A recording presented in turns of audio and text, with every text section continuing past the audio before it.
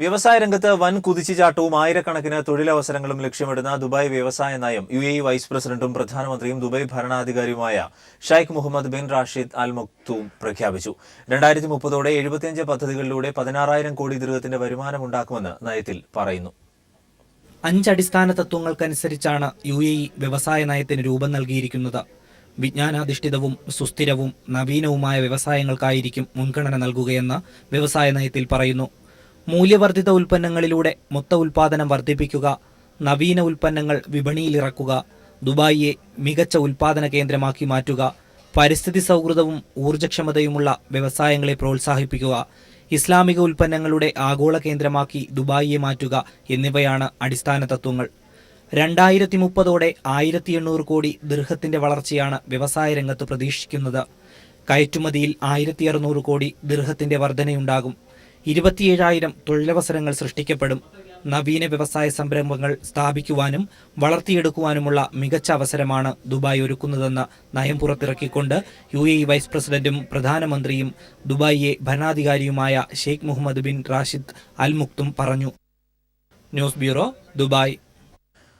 UAEയിൽ ഈദുൽ ഫിത്തറിന് ഗവൺമെന്റ് സ്ഥാപനങ്ങൾക്ക് 8 ദിവസത്തെ അവധി പ്രഖ്യാപിച്ചു. ജൂലൈ 3 ഞായർ മുതൽ ജൂലൈ 10 വരെ അവധി അനുവദിച്ചുകൊണ്ടുള്ള ഫെഡറൽ മന്ത്രാലയത്തിന്റെ തീരുമാനത്തിന് മന്ത്രിസഭ അംഗീകാരം നൽകി. അവധി ആരംഭത്തിലെ വാരാന്ത ദിനങ്ങളും കൂടി ചേർത്താൽ മൊത്തം 10 ദിവസത്തെ അവധി ലഭിക്കും.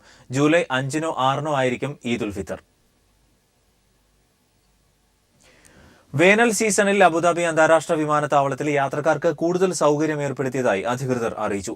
യാത്രാ നടപടികൾ വേഗത്തിലാക്കുന്നതിന് നവീന സംവിധാനം, വായനശാലകൾ, മൂൺലൈറ്റ് ചെക്ക് ഇൻ തുടങ്ങിയവയാണ് യാത്രക്കാരുടെ സൗകര്യം കണക്കിലെടുത്ത് ഒരുക്കിയിട്ടുള്ളത്. അബുദാബി അന്താരാഷ്ട്ര വിമാനത്താവളം അതിന്റെ ദശലക്ഷക്കണക്കിന് യാത്രക്കാർക്ക് ലോക നിലവാരത്തിലുള്ള യാത്രാ അനുഭവം ലഭ്യമാക്കാൻ നിലകൊള്ളുമെന്ന് ചീഫ് ഓപ്പറേറ്റിംഗ് ഓഫീസറുടെ ചുമതല വഹിക്കുന്ന മുഹമ്മദ് അൽ ഖദീരി പറഞ്ഞു. ഉന്നത നിലവാരമുള്ള സൗകര്യങ്ങൾ, വിൽപ്പന ഓഫറുകൾ എന്നിവ തയ്യാറാക്കിയിട്ടുണ്ട്. തങ്ങളുടെ ബ്രാൻഡുകളിലും പ്രചാരണത്തിലും മാർക്കറ്റിംഗ് പ്രവർത്തനങ്ങളിലും യാത്രക്കാരുടെ പ്രതീക്ഷയ്ക്കൊത്ത് നവീകരണം കൊണ്ടുവരുന്നത് തുടരുമെന്നും അദ്ദേഹം പറഞ്ഞു. കുവൈറ്റിൽ അനധികൃത നിർമ്മാണം നടത്തിയ 312 കെട്ടിടങ്ങൾ മുനിസിപ്പാലിറ്റി വിഭാഗം നടത്തിയ പരിശോധനയിൽ കണ്ടെത്തി. കുവൈറ്റിലെ 6 ഗവർണറേറ്റുകളിലുമായി നടത്തിയ പരിശോധനയിലാണ് അനധികൃത നിർമ്മാണം നടക്കുന്നതായി കണ്ടത്. ഇവ പൊളിച്ചു നീക്കാൻ അധികൃതർക്ക് നോട്ടീസ് നൽകി. വൈദ്യുതി ജലവകുപ്പ് മന്ത്രാലയത്തിന്റെ സഹകരണത്തോടെ നിയമലംഘനം നടത്തിയ 29 വീടുകളിലെ വൈദ്യുതി ബന്ധം വിച്ഛേദിച്ചതായും 119 വീടുകൾക്ക് പിഴ ചുമത്തിയതായും മുനിസിപ്പാലിറ്റി അധികൃതർ അറിയിച്ചു. വ്രതശുദ്ധിയുടെ നിറവിൽ സ്നേഹത്തിന്റെയും സാഹോദര്യത്തിന്റെയും സന്ദേശമുയർത്തി കേളി കലാ സാംസ്കാരിക വേദി റിയാദിൽ ജനകീയ ഇഫ്താർ സംഘടിപ്പിച്ചു.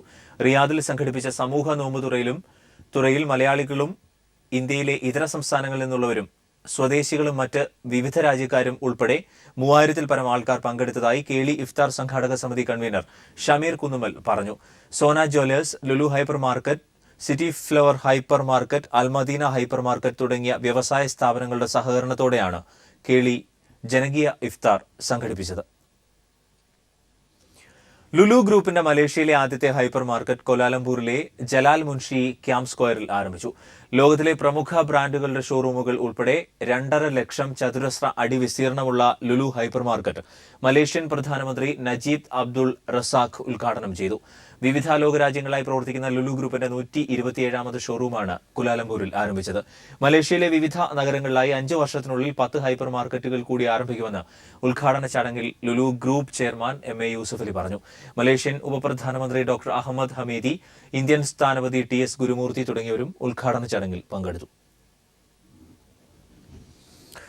ഗ്രാൻഡ് മാർട്ട് ഹൈപ്പർ മാർക്കറ്റ് ഗ്രൂപ്പിന്റെ പുതിയ ഷോറൂം അജ്മാനിൽ ആരംഭിച്ചു. ഉമായത് മത്രൂഷി ഹൈപ്പർ മാർക്കറ്റ് ഉദ്ഘാടനം ചെയ്തു. അഹമ്മദ് മുറാഷ് അൽ ബലൂഷി, ഇസ്മായിൽ ചക്കരത്ത്, ഷൌക്കത്ത് അലി ചക്കരത്ത് തുടങ്ങിയവർ പങ്കെടുത്തു.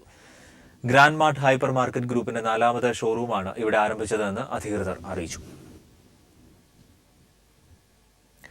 ദോഹ മർത്തോമ ഇടവകയുടെ സുവർണ ജൂബിലി ആഘോഷത്തിന് വർണ്ണപ്പകിട്ടോടെ തുടക്കമായി. ആഘോഷ ചടങ്ങുകളുടെ ഉദ്ഘാടനം ചെങ്ങന്നൂർ മാവേലിക്കര ഭദ്രാസന അധ്യക്ഷൻ റവറൻ തോമസ് മാർ തിമോത്തിയോസ് എപ്പിസ്കോപ്പ നിർവഹിച്ചു. 100 കണക്കിന് വിശ്വാസികൾ ചടങ്ങിന് സാക്ഷ്യം വഹിക്കാനെത്തി.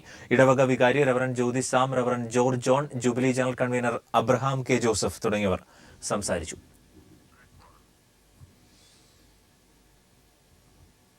മതസൗഹാർദ്ദത്തിന്റെ സന്ദേശം വിളിച്ചോതി കൊച്ചിയിൽ സമൂഹ നോമ്പുതുറ. മതസൗഹാർദ്ദത്തിനായി പ്രവർത്തിക്കുന്ന റെഡ് സ്റ്റാർ എന്ന കൂട്ടായ്മയാണ് വ്യത്യസ്ത മതവിഭാഗങ്ങളിൽപ്പെട്ടവരെ പങ്കെടുപ്പിച്ച് ഇഫ്താർ വിരുന്ന് സംഘടിപ്പിച്ചത്. തൃക്കാക്കര കേന്ദ്രമായി പ്രവർത്തിക്കുന്ന റെഡ് സ്റ്റാർ എന്ന യുവ കൂട്ടായ്മയായിരുന്നു സമൂഹ നോമ്പുതുറയുടെ സംഘാടകർ. സങ്കുചിത ജാതിമത ചിന്തകൾ സൃഷ്ടിച്ച വേലിക്കെട്ടുകൾ ഇല്ലാതാക്കാൻ വ്യത്യസ്ത വിശ്വാസ പ്രമാണങ്ങൾ മനസ്സിൽ സൂക്ഷിക്കുന്നവർ ഒത്തുചേർന്നു. അന്നപാനീയങ്ങൾ വെടിഞ്ഞ് വ്രതമനുഷ്ഠിക്കുന്നവർക്കൊപ്പം നോമ്പു തുറക്കാൻ ഒരു നാടൊന്നാകെ എത്തി. എല്ലാ ആഘോഷങ്ങളും ഇവർക്കിങ്ങനെയാണ്. ഓണത്തിന് സമൂഹ ഓണസദ്യയും ക്രിസ്തുമസിന് കരോളും കേക്ക് മുറിക്കലും ഒക്കെ അവരൊന്നാകെ ഏറ്റെടുക്കും. കഴിഞ്ഞ കുറേ വർഷങ്ങളായി എല്ലാ റംസാൻ മാസക്കാലത്തും സമൂഹ നോമ്പുതുറയും ഇവർ സംഘടിപ്പിച്ചു വരുന്നു. സ്വന്തം വീട്ടിൽ എന്ത് ഭക്ഷണം പാകം ചെയ്യണമെന്ന് തീരുമാനിക്കുന്ന ഭരണകർത്താക്കളുള്ള സമയത്താണ് എല്ലാ മതവിഭാഗങ്ങളും സംഘടിപ്പിച്ചുകൊണ്ട് ഈ മതസൗഹാർദ്ദ ഇഫ്താർ വിരുന്ന് റെഡ് സ്റ്റാർ തൃക്കാക്കര നടത്തിയത്. ഇതിലൂടെ ജനങ്ങളെ ആശയവിനിമയം നടത്തിക്കൊണ്ടിരിക്കുന്ന എല്ലാ ജനങ്ങളും ഒന്നാണെന്നും ഈ ഒരു വിഭാഗത്തിന് മാത്രമല്ല നോമ്പെന്ന് എല്ലാവരെയും ഒരുമിച്ച് കണ്ടുപിടിച്ചുള്ളൊരു പ്രവർത്തനമാണ് റെഡ് സ്റ്റാർ തൃക്കാക്കര നടത്തിയിട്ടുള്ളത്. PT തോമസ് MLA, തൃക്കാക്കര നഗരസഭാ ചെയർപേഴ്സൺ KK നീനു തുടങ്ങി ഒട്ടേറെ പ്രമുഖർ ചടങ്ങിൽ പങ്കെടുക്കാനെത്തി. ഓരോ ആഘോഷങ്ങളും റെഡ് സ്റ്റാർ എന്ന യുവ കൂട്ടായ്മയ്ക്ക് നാടിന്റെ ഐക്യം കൂട്ടിയിണക്കാനുള്ള കൂടിച്ചേരലുകളാകുന്നു. News bureau, Kochi. Copa America കിരീടം ചിലിക്ക്. അർജന്റീനയെ ഫൈനലിൽ പെനാൽറ്റി ഷൂട്ടൌട്ടിൽ കീഴടക്കിയാണ് ചിലി കിരീടം ചൂടിയത്. 23 വർഷത്തിന് ശേഷം ഒരു ലോക കിരീടം എന്ന അർജന്റീനയുടെ സ്വപ്നം ഇതോടെ പൊലിഞ്ഞു.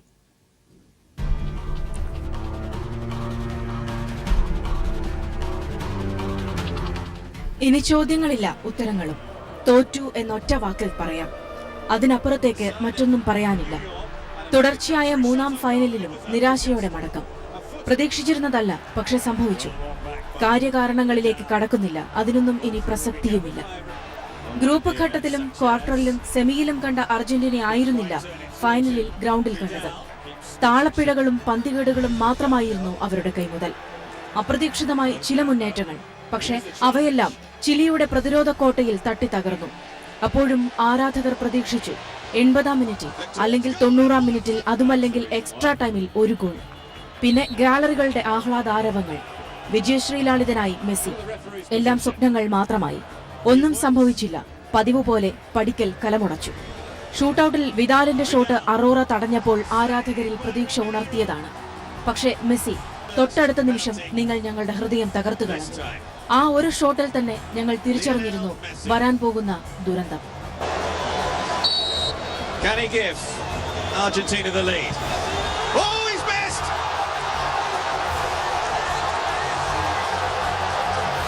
ചിലിയുടെ ആഹ്ലാദാരവങ്ങൾക്കിടയിൽ മെസ്സി നിങ്ങൾ ഒരു സാധാരണക്കാരൻ മാത്രമാണെന്ന് തിരിച്ചറിഞ്ഞ നിമിഷം. ഈ തോൽവി നിങ്ങൾ അർഹിച്ചിരുന്നില്ലെങ്കിലും എങ്കിലും ഓർക്കുക, നിങ്ങൾ തോറ്റിരിക്കുന്നു. ഒരിക്കൽ കൂടി, ഒപ്പം ഞങ്ങളും. Sports desk. ലയണൽ മെസ്സി രാജ്യാന്തര ഫുട്ബോളിൽ നിന്നും വിരമിച്ചു. കോപ്പ അമേരിക്ക ഫൈനലിൽ അർജന്റീന ചിലിയോട് തോറ്റതിന് പിന്നാലെയാണ് മെസ്സി വിടവാങ്ങൽ തീരുമാനം പ്രഖ്യാപിച്ചത്. അതേസമയം ക്ലബ് ഫുട്ബോളിൽ തുടർന്നും കളിക്കുമെന്ന് താരം വ്യക്തമാക്കി. മെസ്സിക്ക് പിന്നാലെ പ്രതിരോധ നിരയിലെ താരം ഹവിയർ മെഷറാനോയും സ്ട്രൈക്കർ സെർജിയോ അഗ്യൂറോയും വിരമിക്കൽ പ്രഖ്യാപിച്ചു. ദേശീയ ടീമിൽ തന്റെ കാലം കഴിഞ്ഞെന്ന് പറഞ്ഞുകൊണ്ടാണ് മെസ്സി വിരമിക്കൽ തീരുമാനം പ്രഖ്യാപിച്ചത്. വാർത്താ ഏജൻസിയായ റോയിറ്റേഴ്സാണ് വാർത്ത റിപ്പോർട്ട് ചെയ്തത്. 23 വർഷങ്ങൾക്ക് ശേഷം ഒരു കിരീടമെന്ന അർജന്റീനയുടെ മോഹം ഇത്തവണയും പൊലിഞ്ഞ സാഹചര്യത്തിലാണ് മെസ്സി അപ്രതീക്ഷിതമായി വിരമിക്കൽ തീരുമാനം പ്രഖ്യാപിച്ചത്. ഫൈനലിലെ തോൽവി എന്നതിനപ്പുറം ഷൂട്ടൌട്ടിൽ നിർണായകമായ പെനാൽറ്റി പാഴാക്കിയതും മെസ്സിയുടെ തീരുമാനത്തിന് കാരണമായി. ക്ലബ് ഫുട്ബോൾ അടക്കി വാഴുമ്പോഴും രാജ്യത്തിന്റെ ജേഴ്സിയിൽ കാര്യമായി ഒന്നും ചെയ്യാൻ കഴിയാത്തതാണ് മെസ്സിയെ കരിയറിൽ വർഷങ്ങൾ ബാക്കി നിൽക്കെ വിരമിക്കലിൽ എത്തിച്ചത്. കോപ്പ, ലോകകപ്പ് തുടങ്ങി എല്ലാ മേജർ ടൂർണമെന്റുകളിലും മെസ്സി ദേശീയ ജേഴ്സിയിൽ പരാജയമായിരുന്നു. ലോകകപ്പ് ഫൈനലിൽ ജർമ്മനിയോടും അർജന്റീന തോറ്റിരുന്നു. വളരെ ചുരുങ്ങിയ പ്രായത്തിൽ തന്നെ ഫുട്ബോളിലെ ഒട്ടുമിക്ക പുരസ്കാരങ്ങളും സ്വന്തം പേരിൽ കുറിച്ചയാളാണ് ലിയോണൽ മെസ്സി. 2004-ൽ അർജന്റീന അണ്ടർ 20 ടീമിനായി കളിച്ചു തുടങ്ങി. 2008-ൽ അർജന്റീന അണ്ടർ 23 ടീമിനായി ബൂട്ടണിഞ്ഞു.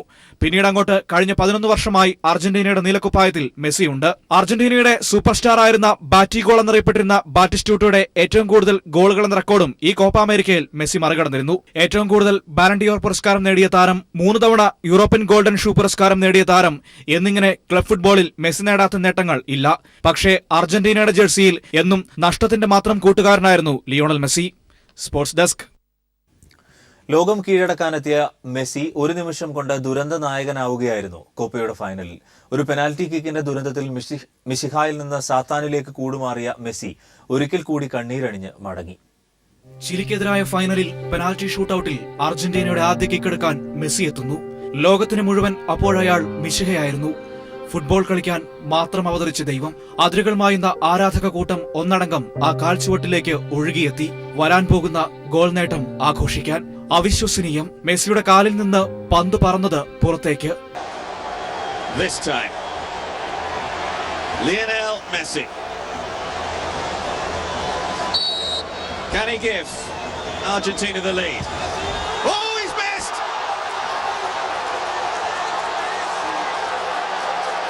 Astonishing! അവിടെ അവസാനിച്ചു അർജന്റീനക്കാരുടെ ലോകം. ഒരേ സമയം അങ്ങകല ബ്യൂണസ് ഐറിസിലും ഇങ്ങിവിടെ മലബാറിന്റെ മണ്ണിലും ആയിരങ്ങൾ ആശ്രയമറ്റു നിന്നു. നക്ഷത്രക്കൂട്ടത്തിൽ നിന്ന് പുറത്തിറങ്ങിയ മെസ്സി തിരിച്ചറിഞ്ഞു താൻ ഒരിക്കൽ കൂടി സാധാരണക്കാരനായിരിക്കുന്നുവെന്ന്. ഇപ്പോൾ താനും ലോകത്തെ മറ്റു ഫുട്ബോൾ താരങ്ങളും തമ്മിൽ വലിയ വ്യത്യാസങ്ങളില്ല എന്ന്.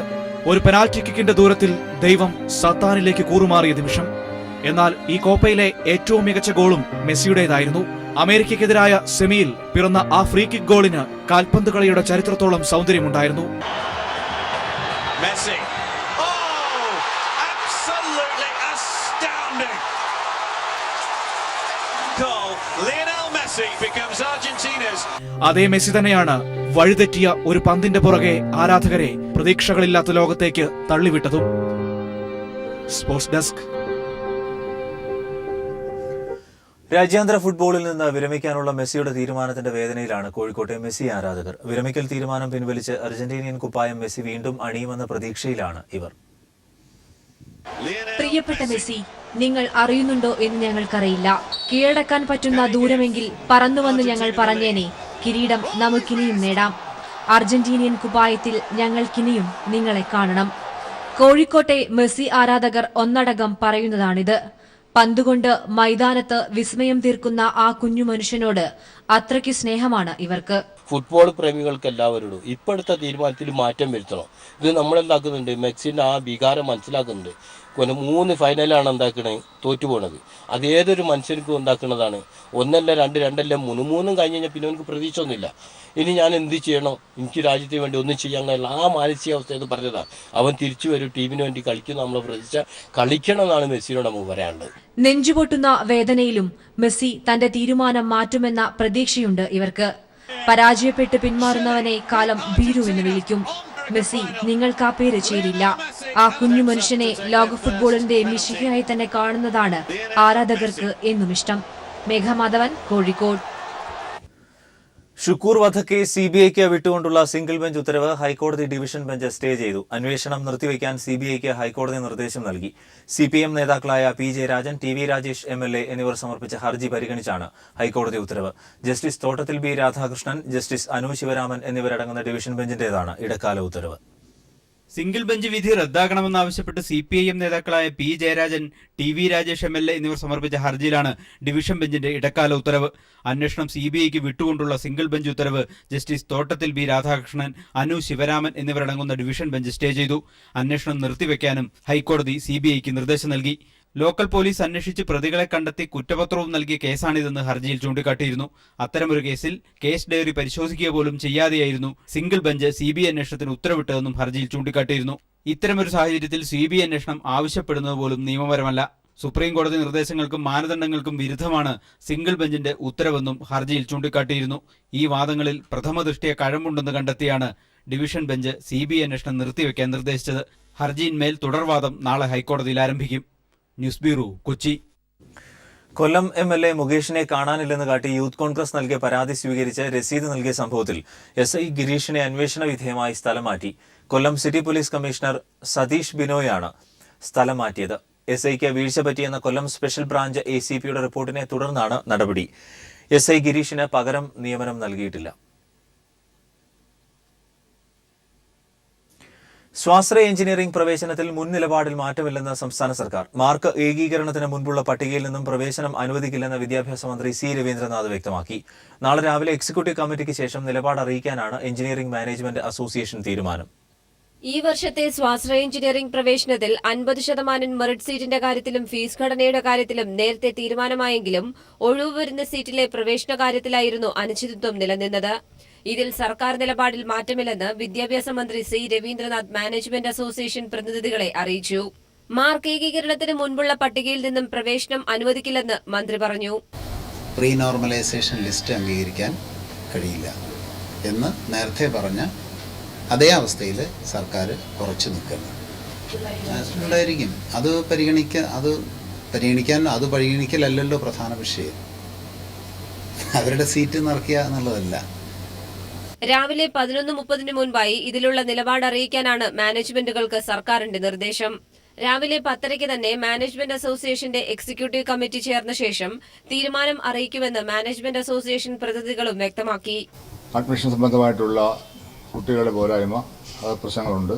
ഞങ്ങൾ ഇവിടെ ട്രിവാൻഡ്രത്ത് എക്സിക്യൂട്ടീവ് കമ്മിറ്റി വീണ്ടും കൂടിയിട്ട് ഈ പ്രീ നോർമലൈസേഷൻ്റെ കാര്യത്തിൽ ഗവൺമെൻറ്റുമായി സഹകരിച്ച് പോകണമോ വേണ്ടയോ എന്നതിനെ പറ്റിയുള്ള അന്തിമമായ തീരുമാനം എടുക്കാം എന്നുള്ളതാണ് ഞങ്ങളുടെ തീരുമാനം. സർക്കാർ മെറിറ്റ് സീറ്റുകളിലേക്കുള്ള ആദ്യ അലോട്ട്മെന്റ് ഈ മാസം 30-ന് നടക്കാനിരിക്കെ സർക്കാരുമായി എത്രയും വേഗം കരാർ ഒപ്പിടുകയാണ് മാനേജ്മെന്റുകളുടെ ലക്ഷ്യം. ഈ സാഹചര്യത്തിൽ മാനേജ്മെന്റുകൾ വിട്ടുവീഴ്ചയ്ക്ക് തയ്യാറാകുമെന്നാണ് സൂചന. News bureau, Thiruvananthapuram. കർണാടകയിലെ അൽഖമർ നഴ്സിംഗ് കോളേജിൽ റാഗിങ്ങിന് ഇരയായ അശ്വതിയുടെ മൊഴി അന്വേഷണ സംഘം രേഖപ്പെടുത്തി. കോഴിക്കോട് മെഡിക്കൽ കോളേജ് ആശുപത്രിയിലെത്തിയാണ് കർണാടകയിൽ നിന്നുള്ള പ്രത്യേക അന്വേഷണ സംഘം അശ്വതിയുടെ മൊഴി രേഖപ്പെടുത്തിയത്. സംസ്ഥാന പട്ടികജാതി പട്ടികവർഗ കമ്മീഷൻ അംഗങ്ങളും ആശുപത്രിയിൽ അശ്വതിയെ സന്ദർശിച്ചു. തിങ്കളാഴ്ച പുലർച്ചെയാണ് ഗുൽബർഗ റാഗിംഗ് കേസിൽ അന്വേഷണത്തിന് മേൽനോട്ടം വഹിക്കുന്ന ഡിവൈഎസ്പി എസ് ജാൻവി കോഴിക്കോട്ടെത്തിയത്. രാവിലെ ഡെപ്യൂട്ടി കമ്മീഷണർ മുഹമ്മദ് സാലിയുമായി കൂടിക്കാഴ്ച നടത്തിയ ശേഷമാണ് അശ്വതിയുടെ മൊഴി രേഖപ്പെടുത്താൻ മെഡിക്കൽ കോളേജ് ആശുപത്രിയിൽ അന്വേഷണ സംഘം എത്തിയത്. മെഡിക്കൽ കോളേജ് പോലീസിന് നൽകിയ മൊഴി തന്നെയാണ് അശ്വതി പ്രത്യേക അന്വേഷണ സംഘത്തിന് മുന്നിലും നൽകിയത്. കേസുമായി ബന്ധപ്പെട്ട് നിരവധി ആശയക്കുഴപ്പങ്ങൾ നിലനിൽക്കുന്ന സാഹചര്യത്തിൽ അശ്വതിയെ അന്വേഷണ സംഘം വിശദമായി ചോദ്യം ചെയ്തു. റാഗിങ്ങിനിടെ അശ്വതിയെ സീനിയർ വിദ്യാർത്ഥികൾ ബലമായി ഫിനോയിൽ കുടിപ്പിച്ചതാണോ, ആത്മഹത്യക്ക് ശ്രമിച്ചതാണോ തുടങ്ങിയ കാര്യങ്ങൾ ഇപ്പോൾ പറയാനാകില്ലെന്നും അന്വേഷണം നല്ല രീതിയിൽ പുരോഗമിക്കുകയാണെന്നും ഡിവൈഎസ്പി എസ് ജാൻവി പറഞ്ഞു.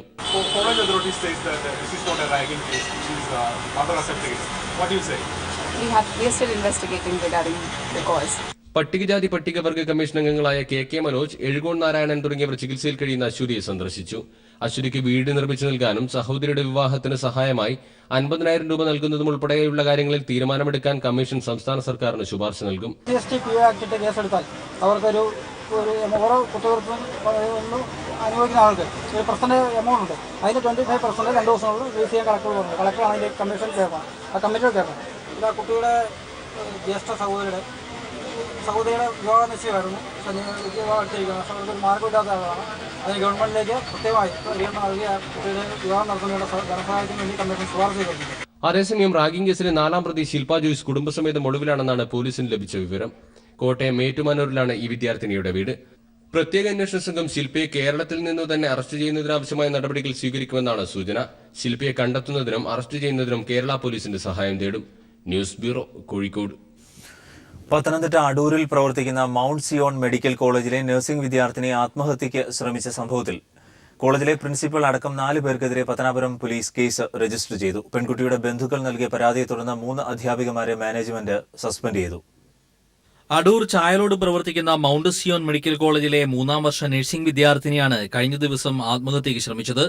കോളേജിൽ ക്ലാസ് കഴിഞ്ഞ് വീട്ടിലെത്തിയ പെൺകുട്ടി ഉറക്ക ഗുളിക കഴിച്ച് ആത്മഹത്യയ്ക്ക് ശ്രമിക്കുകയായിരുന്നു. തുടർന്ന് അധ്യാപകരിൽ നിന്നേറ്റ മാനസിക പീഡനമാണ് ആത്മഹത്യയ്ക്ക് പ്രേരിപ്പിച്ചതെന്ന് ചൂണ്ടിക്കാട്ടി ബന്ധുക്കൾ പത്തനാപുരം സ്റ്റേഷനിൽ പരാതി നൽകി. ഇതിന്റെ അടിസ്ഥാനത്തിൽ രാവിലെ പ്രിൻസിപ്പാൾ അടക്കം 4 അധ്യാപികമാർക്കെതിരെ പോലീസ് കേസ് രജിസ്റ്റർ ചെയ്തു.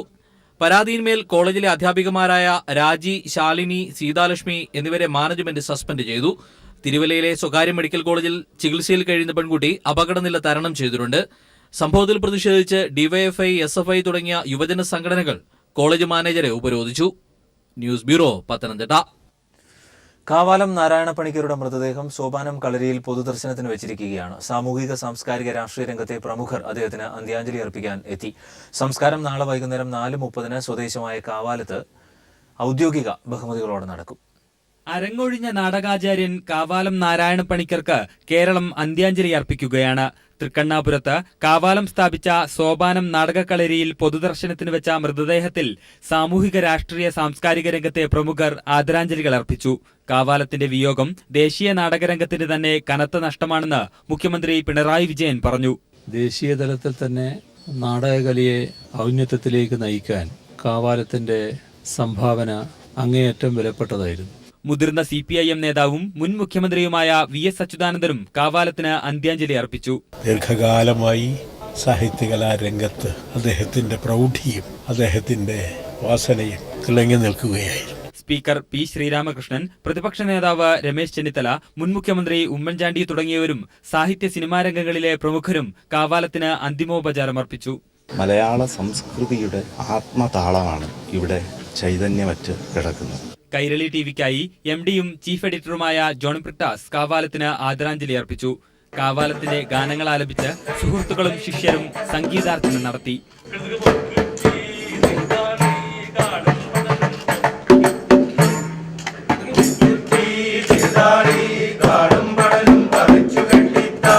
പുലർച്ചെ വരെ സോപാനത്തിൽ പൊതുദർശനം തുടരും. തുടർന്ന് മൃതദേഹം കാവാലത്തേക്ക് കൊണ്ടുപോകും. നാളെ വൈകിട്ട് 4:30 സംസ്ഥാന സർക്കാരിന്റെ പൂർണ്ണ ഔദ്യോഗിക ബഹുമതികളോടെയാണ് കാവാലത്തിന്റെ സംസ്കാര ചടങ്ങുകൾ നടക്കുക. News bureau, Thiruvananthapuram.